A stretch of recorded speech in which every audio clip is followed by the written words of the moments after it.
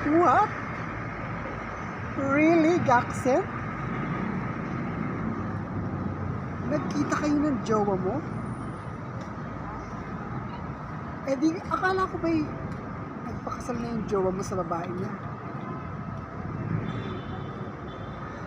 Hay nako, friend. Wala akong pakialam kahit nagpakasal pa sila ng ilang beses sa simbahan ng jowa niya. I don't care about that. You know why? Gusto ko lang naman na maging kami pa rin kahit na alam kong may jowa siya. You know na, alam mo ba yung part na